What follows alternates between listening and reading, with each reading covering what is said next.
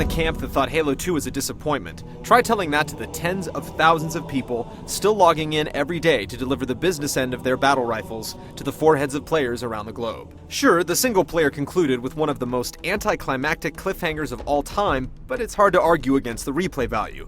After 3 long years, Master Chief is finally ready to finish the fight. Should you?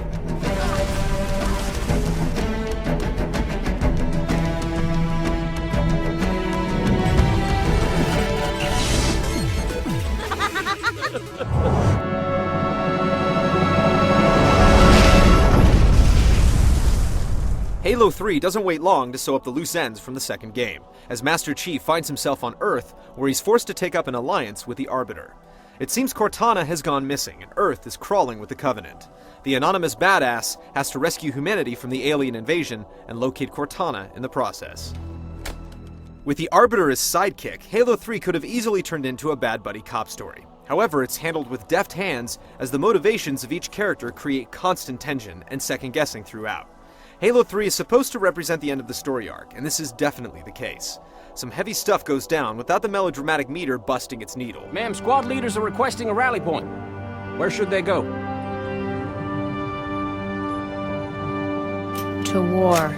And while the story doesn't transcend the genre, it's some pretty engrossing stuff. Just be warned, if you haven't played the prior games, you might want to brush up on your basics, or you'll find yourself lost.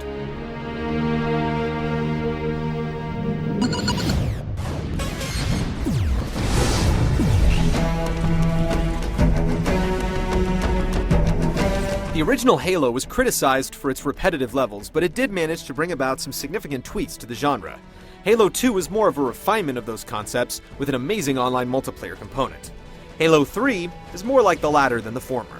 The single-player campaign still plays without any major bouts of loading, as each new area streams off the disc. There are still safe checkpoints after each major confrontation, and overall, it's very much the Halo experience you've come to know and love. Tack on the ability to play through the campaign cooperatively with up to 3 other people online on 4 different difficulty settings, and you can begin to see how the 10 to 15 hours it takes to complete, based upon skill level, works out to be much more than that. Its longevity is bolstered even further by campaign scoring. As you and your friends play through the campaign together, you're rewarded with points that will ultimately earn you achievements. If you find one of more than a dozen skulls scattered throughout the game, you can enable it to get point multipliers. To balance things, each skull you enable makes the game more difficult.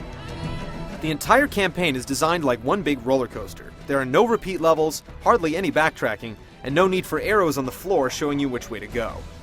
While it remains a linear experience, you're swept along from one epic confrontation to another at an unrelenting pace. There is no downtime in Halo 3, and every locale is unique and memorable. Then there's the 16-player multiplayer. If you're one of the people still playing Halo 2, you might as well clear your calendar now, and for the next several years. Halo 3 is loaded with that much content. There are 11 different maps on the disc, and each has its own distinct personality and requirements for success. Some consist of tight quarters, where respawning can't happen soon enough, and the battle ebbs and flows back and forth like a seesaw. And then you have the classic county-sized maps, where vehicles and organized transport play a much larger role. And then there are the ones in between, where infantry and transport are important in equal measure. Everything from the weapon and vehicle placement to the terrain has been perfectly balanced to facilitate heated online hostilities. When you do grow tired of them, you can always turn to the Forge option. Here you can build your own maps and game types right down to where every last weapon and object is placed. You're given templates to work from, and the interface is so easy to use that your imagination is free to run wild. You can then upload your creations for others to play and rate, ensuring that the cream always rises to the top. The final new feature is the Movie Maker. Ever want to remind a friend how you stuck him with a grenade and relive one of your finest moments on the battlefield? That's what it's for. You can save the relatively small files on your hard drive and then send them to friends or snap some screenshots. It works well, though we would have liked to have the ability to edit multiple clips together or export clips so that they could be used by other pieces of hardware. Halo 3 is like your girlfriend's vacation suitcase. It is bursting at the seams. There's so much to play and fiddle with that we can't imagine getting more entertainment value out of $60.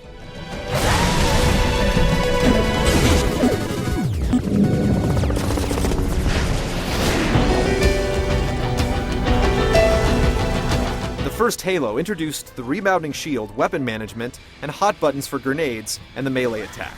The coup d'etat in Halo 2 was dual-wielding. In Halo 3, It's all about the deployable. Utilizing the X button, you can employ protective bubbles, portable blast shields, and more. On the easier difficulty settings, they're basically an accessory, but on the legendary setting, they're a necessity. Best of all, they carry over to the multiplayer, where entirely new strategies are formed. At the same time, this is one of the major disappointments of Halo 3. There just aren't a lot of groundbreaking gameplay elements. Turrets and shields have been a part of PC shooters for almost a decade, and this is one area where the Halo series is still playing catch-up. You get all the staples of the series, but there's nothing trailblazing, like the rebounding health meter. That's not to say that there aren't more additions, though. You get a small arsenal of new weapons like the Spartan Laser, which takes an irritating 3 seconds to fire but deals an exorbitant amount of damage, the practically worthless flamethrower, and a brute shotgun. More effective and fun is the ability to snag turrets from their tripods and operate them manually. Our personal favorite has to be the Brute Hammer. This blunt trauma weapon is capable of taking out the game's toughest enemies with a couple of blows. And then there are adjustments to existing armaments like the Needler, which is now actually useful, and a couple of grenades making their debut for good measure. More worthwhile are the new vehicles, and there are tons. This is where Halo 3 really outdoes itself. In addition to the brand new four-wheeler dubbed the Mongoose, you get the Hornet, the USNC's version of the Banshee, the Brute Chopper, a motorcycle-like vehicle with rotating blades on the front, and several more. Just like the rest of the game, they're all perfectly balanced, with strengths and weaknesses to exploit. Bungie once described its Halo design philosophy as creating 10 minutes of intense gameplay and then replicating it across the entire experience. It's accomplished this by delivering some of the best enemy AI in the business. Its reputation holds strong here. Enemies are constantly looking for angles by climbing on top of objects or looking for peepholes, and they're smart enough to know when they're outgunned and will run away seeking cover. If only the same thing could be said of your allies. USNC drones are practically worthless, often failing to get into vehicles and otherwise being more of a nuisance than an asset. Let one of them get behind the wheel of a Warthog while you man the turret and say your prayers. The Arbiter fares a little better in intelligence, but his attacks are far too weak to change the tide of battle.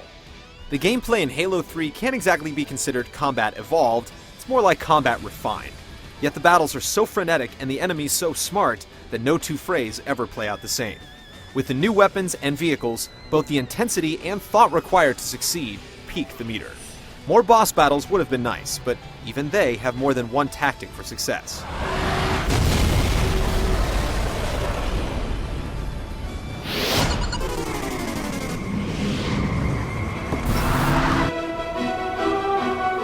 The first two Halo games set technical benchmarks on the consoles, but this is one area where Halo 3 will be a disappointment for some. It's definitely not the best looking console game on the market, or even its platform, but it's still bursting with visual trickery and eye-popping scenery.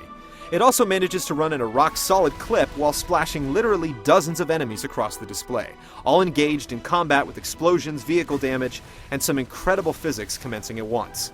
The real sore spot is the character modeling. They simply don't look as good as you'd expect. The audio pulls no punches and manages to trump the visuals by a substantial margin. There are so many different audio clips for Allied soldiers that you'll be hearing new ones right to the end. Hurl next time! The writing is sharp and witty, and the voice acting throughout is impeccable. Check it out. No way. A Spartan? For real, you better not be. Oh man, he's here. Once again, the score comes shining through and kicks in at all the right moments, sending those chills up your spine that only gaming can provide.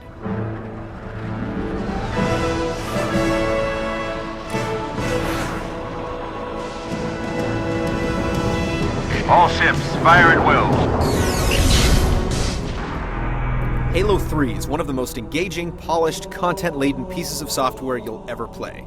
The single player winds down the story nicely while providing one epic confrontation after another, and you'll want to finish the fight several times over. It's relentless, finely crafted, expertly tuned, excellently paced, and incredibly satisfying. And where replay value is concerned, few console games are in the same galaxy. Raid the couch, search the car, and whatever else it takes to pay for Halo 3. The Chief is no thief.